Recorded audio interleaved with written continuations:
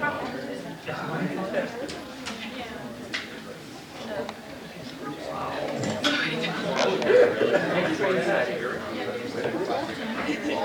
so good evening and welcome to another reading sponsored by the Evans Speaker Series.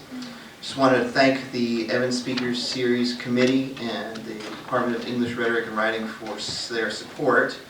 Translations have been widely published in anthologies and literary journals, including Epic, Quarterly West, Blackwater Review, American Literary Review, and Ms. Magazine. She has received Artist Fellowship Awards from the Connecticut Commission on the Arts, the Fundación Valparaiso, the Civitella Ranieri. Born in Canada, she grew up in New England and lived for a number of years in Mexico City. She is currently a professor of English at Northwestern Connecticut Community College. Once upon a time, there is or can be a seeming arrogance in narration, a belief in its own truths and transparency. It was the best of times, it was the worst of times. As Roland Barthes suggests in writing Degree Zero, the very language of such assured beginnings implies a preformed sequence of events, an intelligible narrative to come. The writer went out at 5 o'clock. Such narratives, Barthes writes, eliminate the possibility of the mysterious and the absurd, and presuppose a world which is constructed, elaborated, self-sufficient, reduced to significant lines. The world is not unexplained, since it is told like a story. So certain are these arrogant fictions of where they are taking us, of all that can happen in the explainable world they tell, that we tend to forget they're being told at all, that there is a narrator there telling us these carefully selected and ordered lies that seem to be so true. The work of Jessica Treat, however, holds no such transparencies, no simple certainties. We are never not aware of the presence of a narrator telling lies, not all of them her own. We are never not aware of the significant control she has in shaping the world. Treat's narrators so often finding themselves excluded from the common narratives of their communities, or perhaps simply more sensitive to the potential or need of alternative narratives to explain or at least define their specific predicaments, are constantly on the lookout for helpful signs, seemingly meaningful sequences, such as one character's list of animals she's killed with her car. They observe their surroundings closely, collecting evidence like furtive detectives, working a particularly complicated case. And like detectives, they are constantly arranging this evidence according to their needs into narratives that are more or less convincing. Has the narrator really hidden in her therapist's linen closet rather than dreamed the incident as she insists? Has a jilted lover really hired a hitman to execute the man reading the note that we are reading, the note she claims to have left him? Or is it all a fiction? A necessary fiction? That we even think to ask these questions, are compelled to make the fiction of the fiction overt, that we begin to disbelieve everything but the passionate impulse of these narrators to speak brings us somewhat closer to the truth of our mysterious, absurd, and opaque reality off the page, to the complexities we're trying to shut out with the multitude of stories we readers tell ourselves, reduced as they often are to what we consider the significant lines. Roland Barthes suggests that in fiction, as well as narrated history, those self-assured, intelligible narratives are a kind of pact made between the writer and society for the justification of the former and the serenity of the latter. Jessica Treat's justification lies in her capacity to remind us how truly contingent serenity is, how dependent it is on the next animal we hit, the next child we invent, on the next story we construct for ourselves, on the next story, and the next. Please join me in welcoming Jessica Treat.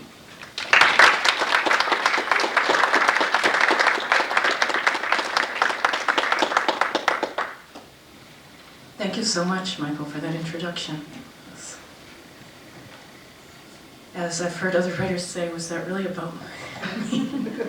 No, I'm very grateful. I'm very happy to be here, very honored, really, and I want to thank Michael Mejia again for inviting me and for the Evans Speaker Series. and whatever other groups made it possible for me to be here with you. It's quite a beautiful campus. It's only the second time I've been to Georgia, and when I left Connecticut this morning, it was dark and rainy, and it will be again dark and rainy when I get back tomorrow evening. So this interlude is quite nice. I thought I'd read a selection of stories, which I get to do since, as poets get to do, since some of my work is quite short. And also I want to mix up more recent work with one piece from Not a Chance, which some of you have been reading, and one little piece from Robert in the House. And so I'd like to give a sense. I think it would be maybe 30-40 minutes, just giving you a sense of what to expect. And be 3 stories of a relatively short length, couple pages, and then 2 a little bit longer. All right, get started.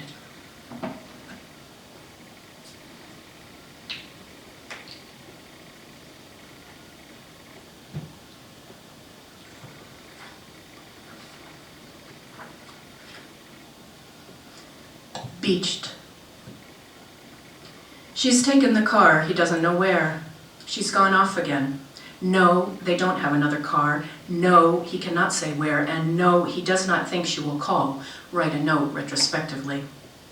Why does she have to do this? Why is it so difficult to write out on a scrap of paper, tape it to the door, I've gone to, I'll be back by. Surely one can be spontaneous, feel free, but also keep one's partner informed? No, not possible. Quite impossible for her. He makes himself a cup of coffee, strong as he likes it, no milk or sugar. For all he knows, she's gone off to get herself a cappuccino somewhere, as if coffee tastes better in a public place than home brewed in their kitchen. There was that time they'd stopped at a local favorite for lunch. They were on vacation, a small town in New Brunswick, a lovely screened porch, tables with vases of flowers, but no, she chose the indoor part of the restaurant. He'd relented, but felt the need to ask, why on a beautiful summer day? She shrugged. There are more people here. Exactly, just the reason for getting away. Like when they'd arrive at the beach together, he'd immediately head down to the end where few people sat, where a slow rivulet of water trickled down the rocks. But he could feel her at his side, not quite with him, tugging invisibly in the other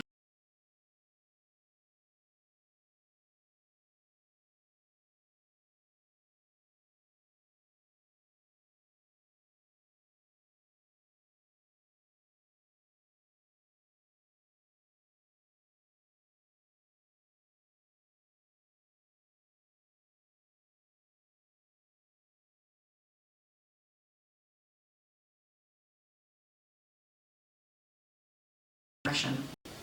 What? He asked. I thought we might sit over there, where the other people are. Is it a fatal flaw, that she is drawn to people and places, while he is pulled toward the removed, remote, the private, and, it seems to him, infinitely more beautiful? It occurs to him that this is exactly what draws him to her own remoteness. Other people I know might be bothered, he remembers telling her, early on in their relationship, a hike they'd taken somewhere, by the fact that you go for such long periods without saying anything. It doesn't bother me, though. I feel comfortable. It might unnerve them. It doesn't bother me, though. I feel comfortable with that about you. Yet he also saw how she could be with others, a certain volubility welled up inside her, a cascade of words, ones he hadn't been treated to in a good long while. He wants to get in the car to drive to find her, then remembers that she has it, the car.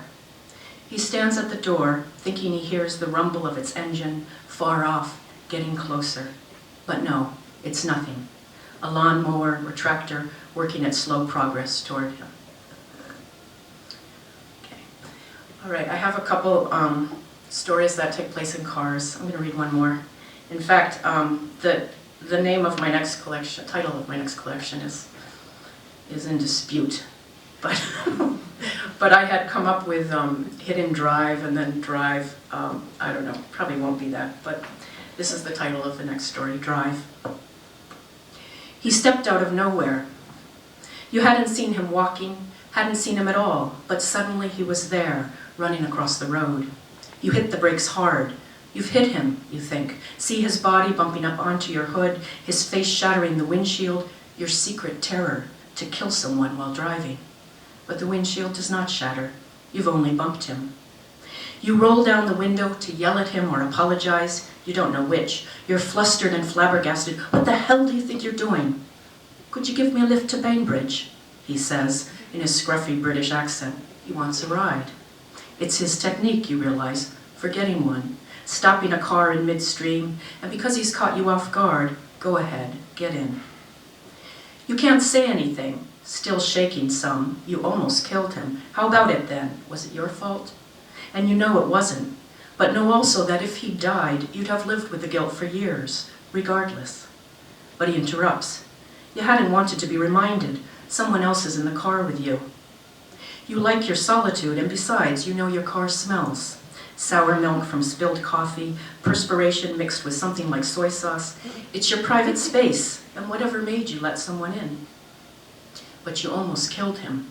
That's enough, isn't it? To shake off habit, that covering you always wear. That's enough, isn't it? You aren't from here, are you? He says. You avoid answering him, counter with a question, what about you? But realize it sounds like tacit consent. No, I'm not. What about you? Well, it's none of his business. Why should you tell him that you summer here and have for years? You owe him nothing since his life was spared. But he's still sitting there, expectant. You realize he hasn't answered your question. Did you even ask it? You begin to wonder. Mind if I smoke? Go ahead, you say for the second time. Wonder what's made you so compliant. Realize it must be his accent, scruffy British and charming. When he offers you one of his hand-rolled cigarettes, you take one. Start to believe it must have been fated. You're bumping into this stranger from out of nowhere, and that sort of thinking, magical thinking, a shrink would tell you, is only the second of many mistakes you'll make that evening.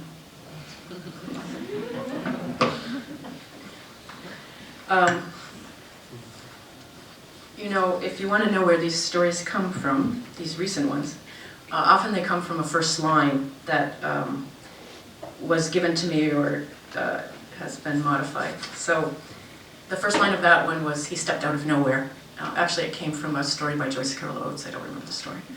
And the other one also came from a line of the story. And this one did too. So, listing. He read the note, folded it, tucked it in his pocket. He'd found it by the roadside. He'd hoped for something more interesting, not lemons, dish detergent, butter, scones. The handwriting was old-fashioned, an old lady's, limp and loose. One could see the well-formed characters, but they'd lost definition, the hand a bit shaky. He'd been hoping for something more revealing, revelatory, a sign or portent. Meet me at the boathouse at 2 p.m., or you will soon receive an unexpected visitor. He thought no more about it, just a shopping list, someone else's unmet needs. What were his own? What would his list look like? A love relationship, a more rewarding job, a goal and destination. He hadn't always been so without definition.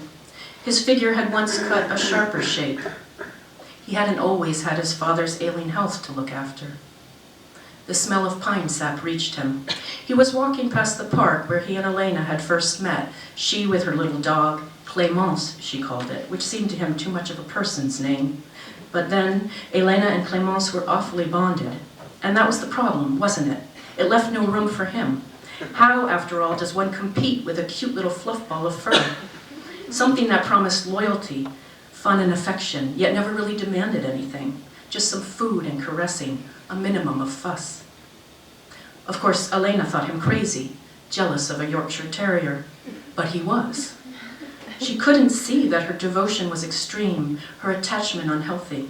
Instead it was, you're the one with the problem, unable to attach yourself to anyone.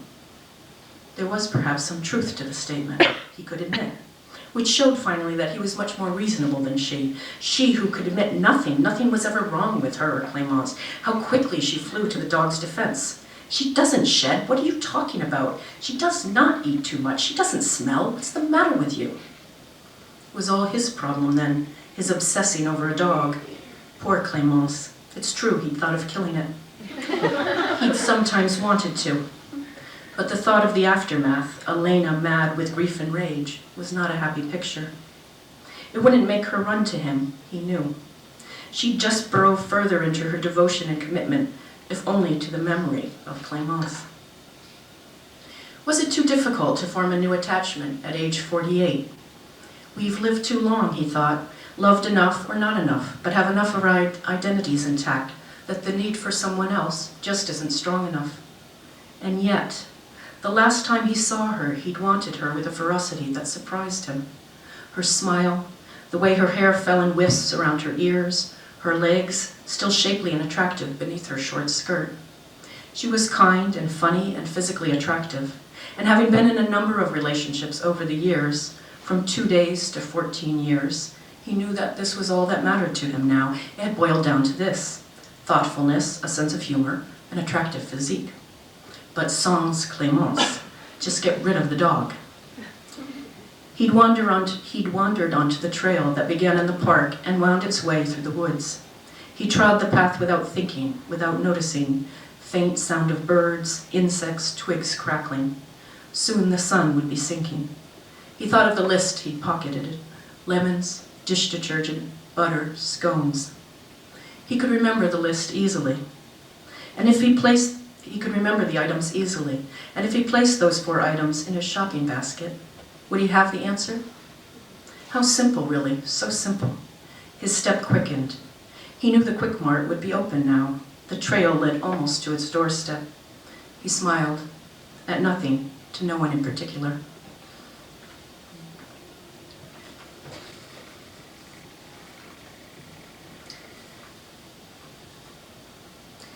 Okay, I was talking earlier in Michael's class about a couple of stories that were taken out of my second collection by the editor because he didn't think they fit in thematically.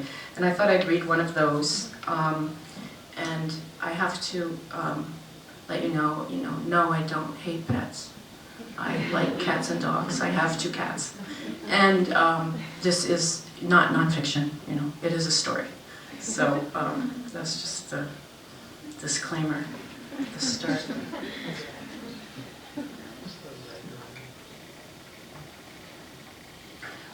The reason that was suggested that this and another one came out is they have a mother and a son, and my second collection doesn't have children in it, except for imaginary ones. We have a mother who imagines she has one, but she doesn't really.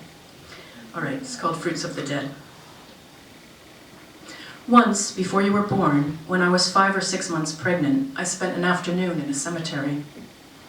Her son, just turned 4, liked nothing better than to hear a story that involved himself, his younger self. Tell me about when I had a fever, he'd said just the other day, how my teacher called you and you got a phone call in your class. She'd told him that story many times. It all became story. How she had to leave her students in the middle of a lecture to pick him up and take him to the doctor. He'd been miserable, had thrown a tantrum in the car. She'd barely been able to get him out of the car and into the doctor's. And then everyone staring at them in the waiting room, as if no one else had a child who'd ever misbehaved publicly. This was in the city of London, a city far away. She suddenly couldn't remember what had brought her there, and without her husband. She remembered she'd been walking and walking. She'd worn the wrong shoes, sandals that her heels kept slipping out of. At last she'd found the graveyard. Had she been looking for it all along? Had that been her destination, the purpose behind all that walking? She couldn't remember.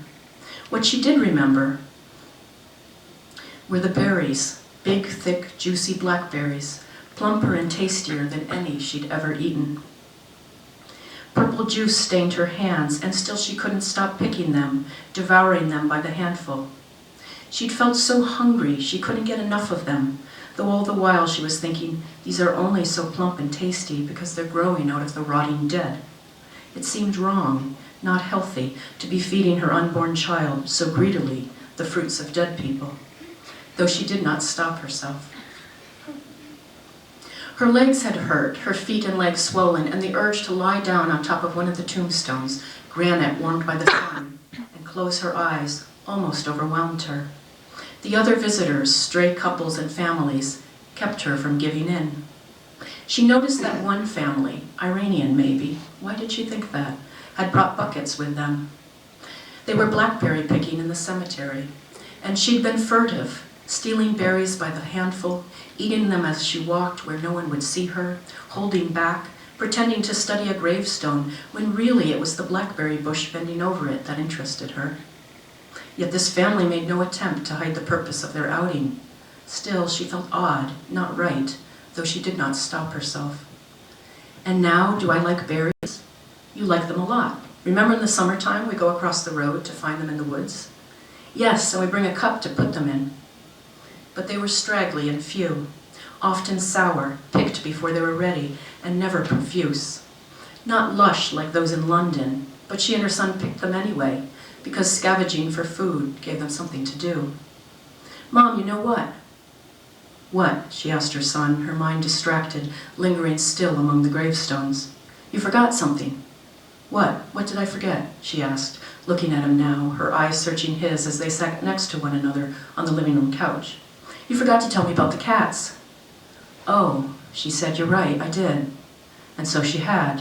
One story always followed the other. That is how she had told it the first time, so that was how she must tell it again. Well, she said, let me see. The cats came much later, you know. It was just last year. Suddenly we had so many, a whole family. First, a pregnant cat had found them. No, she wasn't pregnant. She'd just given birth and was on the search for food. She'd been left behind. They'd found her nest with 5 kittens in the ransacked trailer down the road. They'd taken all 6 cats in, hoping to find homes for them. And what about Bones? You forgot about Bones, Mom. Oh yes, Bones, she said, more to herself than him. Well, one day, not long after we found the kittens, a hungry black cat just showed up out of nowhere. A cat they'd never once seen before, just black fur stretched over Bones, so skinny you could see his every rib. They fed him, and he longed to be taken into their home, petted and cuddled, but with 3 cats of their own, the mama cat and her kittens, she couldn't find no room for him. She was constantly thrusting him out. He slunk in as she held the door open for her son, but he was so persistent, tenacious, crying at the door, then hanging by his claws on the screened window as they ate their breakfast, as if in someone's nightmare, that it seemed cruel not to give in. But she was resolved he would live in the garage until they found a home for him. He soon grew to normal size, his black fur thick and shiny again. But she could never get rid of that other image of him, wasted and starving, crying at the door and hanging at the window. They had tried to get rid of them, had found homes for 2 kittens, but the others, no one wanted them, no one at all. Not even the animal shelter would take them. The shelter had so many different stories. There's an infectious disease going on around right now. There's been a fire in the basement. Our cats are in quarantine. We have a moratorium on cats right now. Quarantine, moratorium. She was sure they just threw around these terms to scare away callers. Once she saw a notice in the papers about a black cat that had disappeared. The couple was desperately searching. Suddenly hopeful, she'd called them. On the phone, she saw that Bones didn't quite fit the description, no patch of white fur under his chin, but she sensed that the couple's eagerness to believe otherwise and invited them over to see him. For once, Bones sat in their living room, licking and preening himself in a cushioned chair, looking as if he'd always belonged there. Despite his inattention to them, his smaller size and lack of a white patch, the couple almost convinced themselves that Bones was their Blackie. She found herself encouraging them, and when this didn't work, they suddenly emerged, as if from a dream, to announce, "No, it isn't him." "Well, why don't you take him anyway? He's friendly and neutered. I'm afraid you won't find your Blackie." But they left empty-handed. And then the mama cat got pregnant again. Looking at the cat's swollen belly made her feel ill. Why on earth hadn't they thought to neuter her? Any day there would be even more cats to contend with. You have to do something, she told her husband. I don't care what it is. He made an appointment with the veterinarian. He never described the procedure, only that he'd walked into an office with an armful of live cats, then walked out with 2 cardboard carrying cases, very heavy ones. There were people in the waiting room. He'd wondered what they were thinking. And then Dad buried them. Yes, he took them into the woods. He hadn't described that part to her either, hadn't wanted to. It was something he'd done for her. He'd carried the cardboard cases and a shovel across the road. In a secluded spot in the woods, one not visible from the road, he dug a wide hole, then emptied the contents of the 2 cases in. The bodies fell one on top of the other. The last was Bones, now a good solid weight, his shiny black fur covering up the smaller bodies. Digging farther in the woods, he'd found more dirt and leaves to bury them with. Deep enough, he thought. But walking the path in the woods some week later, he'd noticed vultures. What could those birds be after? Without thinking, they'd gone over to investigate. She hadn't wanted her son to see, to know, but it was too late. The giant birds were chewing on small bones. What are all those bones? Where did all those bones come from? Their son had asked. And she and her husband had exchanged glances. You deal with this one, her husband's look said. This is your doing. And so she told her son the story, because that is what she'd always done. Mom, her son said, nudging her again, let's go look for berries now. Yes, we'll go, she answered, though it wasn't time. Too soon, the sun too faint. The fruits would be only green and bitter versions of themselves, she knew. Well, that was uplifting. I don't know if I've read that story before. It was published in a journal, Quarterly West, and then it came out in an anthology in Britain called Wild Cards, Women's Writing. Seemed awfully sad when I was reading it. Okay. I was talking to some of Michael's students and about the stories in Not a Chance, and I was also I've been constantly revising what I'm going to read tonight, so it's gone through many permutations. So I finally, because I did want to read something from Not a Chance, as many of you have been reading it, and so what I finally settled on was the story Dead End, and that story came from an earlier story in this book, my first book, which obviously are very short stories. So I thought I'd read that one first, and then read the longer version of it. Gunshot. She imagined shooting him. One shot through the back of his head, right beneath his bald spot. Blood spattered on the carpet, formed a sticky mass, round and red. Or she'd send a bullet through the mail. He'd open the white envelope to find a single bullet nestled in the empty pocket, the one meant for his head. Or she'd leave a message on his machine, the sound of a gun going off. He'd come home to his one-room apartment, see the blinking red light, switch on the machine before he turned on the lights, and then he'd hear it, a gunshot ripping through the dark of his apartment, the bullet meant for his head. She felt sure he'd get the message. Okay, that one was funny. Went from the cemetery to shooting. Okay, so that little story, I don't remember why I thought of enlarging it. I guess I thought there was something there. And this is what came out of it, and Michael had mentioned it in his introduction. It's written in the form of a letter, and it's called Dead End. Dear Jacobo, in your very private space, a man is spying on you, watching you get up, make your Turkish coffee, sit down to drink it as you read the paper. He sees you at night as you check your machine and call into the one in the office just to make sure no one's threatening suicide. I'm not surprised Benita tried after all. With you, how could anyone ever achieve a feeling of safety? He sees you as you flip on the TV, as you watch the videos you selected from the back, the small red room. He watches you masturbate to Jacuzzi Susie. No, it doesn't fill him with any sense of participatory pleasure. He is not a voyeur. He's nothing but a hitman setting his sights. When will he strike? I've left that up to him. He's a professional. I'm sure he'll do it when and how it's meant to be done. I'm bringing out your aggression, you used to tell me. So all of this must be making you very happy. Don't think that didn't cross my mind. I thought, why give him the satisfaction of knowing he's been successful? But other instincts took over, maybe an ounce, just 1/4 of a gram of feeling. Though it's true, any number of memories could eliminate even this small bit of empathy for you. Any number of memories can make me want to pull the trigger myself. But then, and how can I explain this to you? Some feeling of human decency takes over, and it seems much better to have hired someone else. And I do want to warn you, let me remind you again, there's a gun pointed straight at your head and a man behind it, aware of the slightest move you make. Don't try to outguess him or track me down. Either way, you'll come to a dead end. And I do mean the pun I just made without even trying. Yes, other people besides yourself are capable of cleverness. But no one more than the man I hired. Allow me the pleasure of dropping one hint.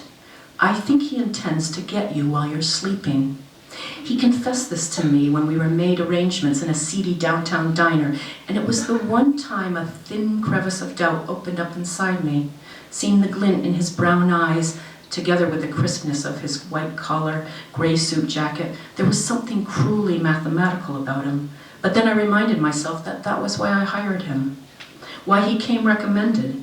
And the tiny crevice healed nicely. Don't even ask how I found him. Don't waste your $90 per 50 minutes, your $1.80 per minute time. He'd been staring into his watery black coffee when he looked up and told me, "It's the look of blood on a pillow, the sweet smell of sleep still lingering. I guess you could say it's my trademark, to be shot through while dreaming." I'm not afraid to admit that once your sleeping face looked beautiful to me. The morning after our first night together, when I woke and saw through your window the green of clinging ivy, heard the chirp of birds, how unexpectedly quiet and peaceful, I remember thinking. Felt a gentle happiness spreading through me, moving slowly but thickly like an overturned jar of honey, until all my senses were coated and I wanted to kiss you awake, but held back, scenes from the night before still flashing. We hadn't made love yet, but you told me you weren't feeling desirous of me, but sleepy. You were angry again that I wasn't talking. You're so interesting over the phone. You have so much to say. And in person, you're so quiet. Pretty boring. Why is that? But I had the image of your penis pointing toward me, bumping against me at various times during the night, while you slept, unaware of its aroused state, a weather vane of your desire, I thought. I hadn't slept soundly, had woken often and stared at your closed eyes, heard your soft breathing, and felt the wonder of lying naked next to a man I knew only slightly, in a studio apartment in Manhattan, in a bed not too far from the kitchen table. The strangeness and familiarity of the room, VCR, books, sofa, bed, photos I wanted to examine, and scraps of paper with writing I wanted to read. We wrote each other letters in the morning, and after making love, an act that was over almost as soon as it started, but it was, after all, our first time, I told myself then, ha. And I was surprised at the frankness with which we wrote. But even then, your letter was suspect. Certainly it was written by you, but was it really meant for me? Couldn't it have been anyone you just spent the night with? Don't you remember that time I visited you in your office, and this was weeks later, and the janitor stopped in, and you wanted to impress me. You were friends with people even of his low stature, and him, here was your leading lady, wasn't she attractive? But when you went to introduce us, you'd forgotten my name. How could you forget my name? Was I no one to you, or anyone at all? Or do you just forget things? Well, now you have a chance, a once-in-a-lifetime chance, to forget everything. It can all go out through the hole in your head. Memories and pain too. Think of all the pain you'll be rid of. You'll be able to rid yourself of. All that pain you screamed at me about, I could never really understand how it was for you. Out the hole, men hanging, necks in a noose, all in a row. Out the hole, Your house with the beautiful garden, burned, gutted out the hole, the boy who always beat you up after school, your father who never took you to the zoo, never paid attention to you, your mother spooning you food, not letting you feed yourself until you were 10 years old, your old girlfriend in Philadelphia who broke it off with you. I realize this isn't even a fraction of the list, the real list that I can never know, being younger, American, not Jewish, but most of all, not you. But put this way, it seems I'm doing you a great favor, one you'd thank me for if you knew how to find me, but you won't. I've moved and have an unlisted phone number. I don't even live in New Jersey anymore. Am I in your beloved Manhattan? Not sane. You won't find me. I go to none of the restaurants we went to together, not that one in Midtown where you suddenly showered Parmesan cheese on my head. Why, I can't remember, but of course not before you chanted, "You understand nothing." I never go to that park we used to sit in, where even the trees shuddered at your screaming while the rocks identified with me. Or the beach we'd go to in the middle of a weekday. I never go on a Tuesday or Wednesday, and I don't walk all the way to the end where gays hang out like we used to. I go with a man who never complains about the quality of my conversation, who doesn't ask to be masturbated while others pretend not to be watching, who never caresses my nipples for hours, then suddenly stops without making love to me, leaving me hungering. You won't run into me. I avoid the street where your office is. Once I walked the 40 blocks from 14th Street just because I wanted to. I was happy to walk all those streets to reach you. Now I make sure I have no reason to go near. I am not who I was with you. I do not get screamed at in public or private places, and there are always things to talk about and lots of sex that is satisfying and long-lasting. But I've gotten off track. The thing you must remember is, across from the place where you live, looking straight into the window above your bed, is a man with an Armalite 180 aimed straight for your head.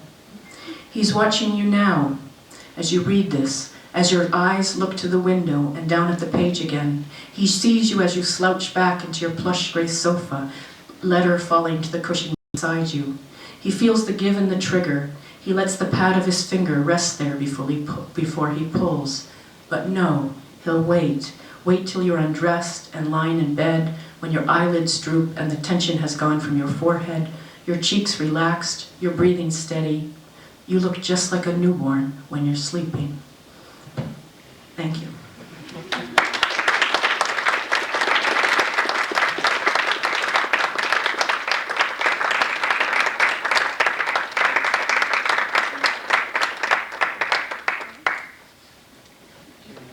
What's that? It was a little short. Was it too short? I could. Read one more? Yeah. Yeah.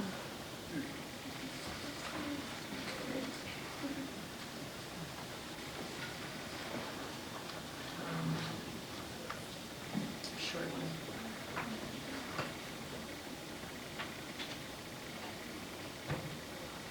Something that's not about killing, right? So I don't think I'm limited in my subject matter. Okay.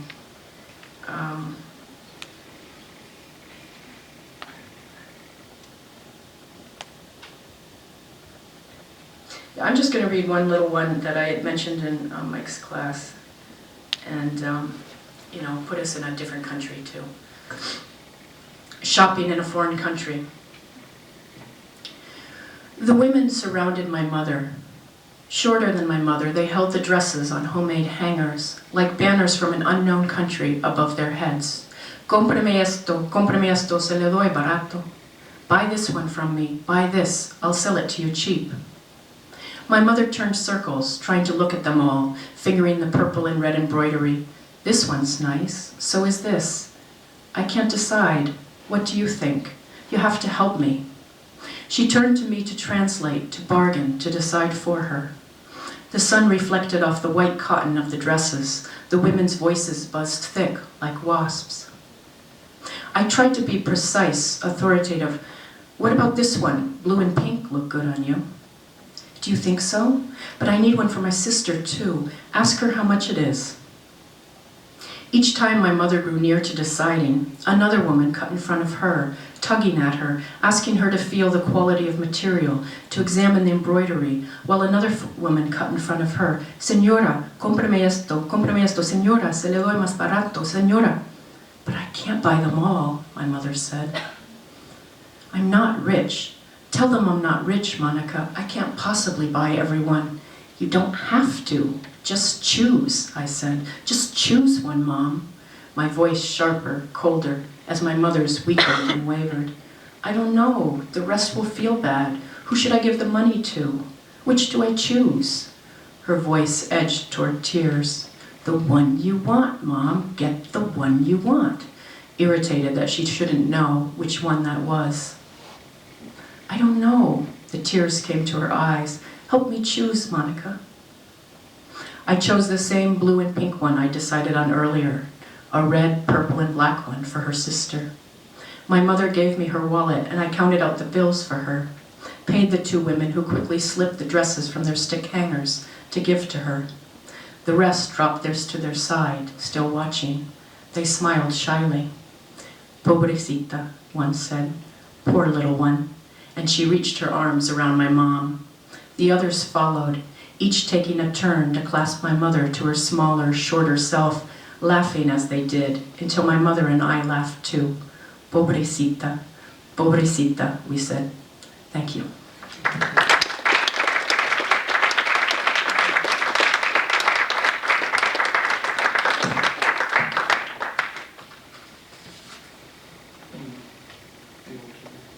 Sure.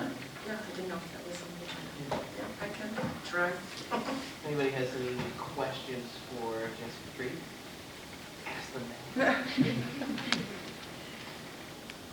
Or not. Was that, yeah? Yeah. What do you draw for inspiration? For ideas? Uh-huh. Well, you know, I think it's true that, well, I don't know if it's true in Michael's case, but in mine, my early work drew from my life and was fairly autobiographical, and then I've exhausted that material, so which is a good thing, because you have to draw more from imagination, and which of course is influenced by memory. It's caught up. But I mentioned I'm in a writing group where we meet every other week for an afternoon, and we write from given lines. I mentioned those early first three stories I read came from that, and that's somehow helps me to get somewhere I might not get on my own. So that's one technique, doesn't always work. And then I was talking to the class today about things I see as I'm driving around, I mostly write about relationships, as you can probably tell. And so sometimes it's sensing a relationship and then imagining it in a more acute form, or they come from different places, images, feelings.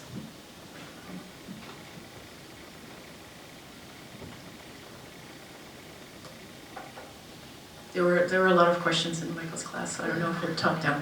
Go ahead. Okay.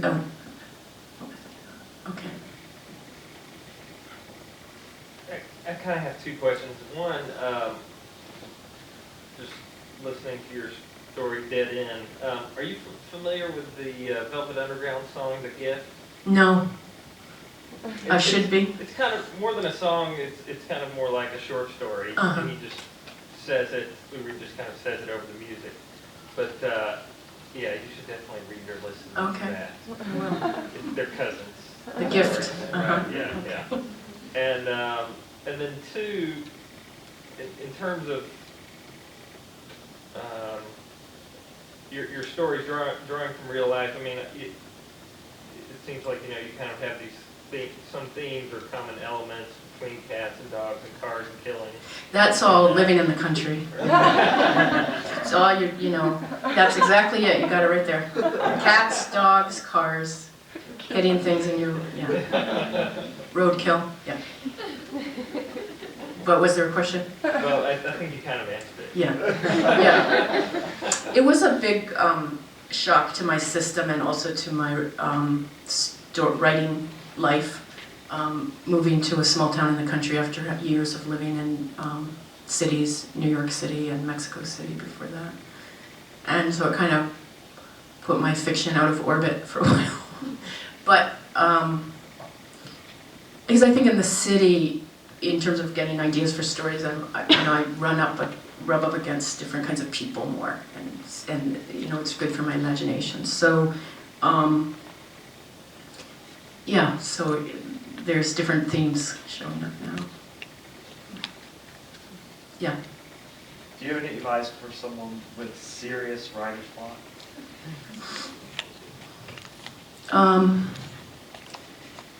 Well, you know what they say is, that you should be writing about the block, writing about whatever it is, if you're feeling blocked, what thoughts you have. I don't know that works for me.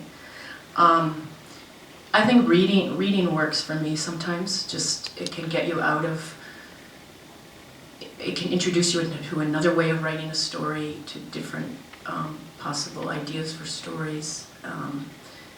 And so it feeds, I find it nourishing, and maybe if you're having serious writing block, maybe you need to be nourishing yourself in some way. I don't know that we have to be writing all the time, but if you're feeling you want to be writing and you can't, then that's very frustrating. But what if you tried not to do it and pretended you didn't care? Maybe that would send you to write. Okay, I'm okay. I don't care about writing. The urge might come back if you tell yourself you're not really going to be a writer. I don't know.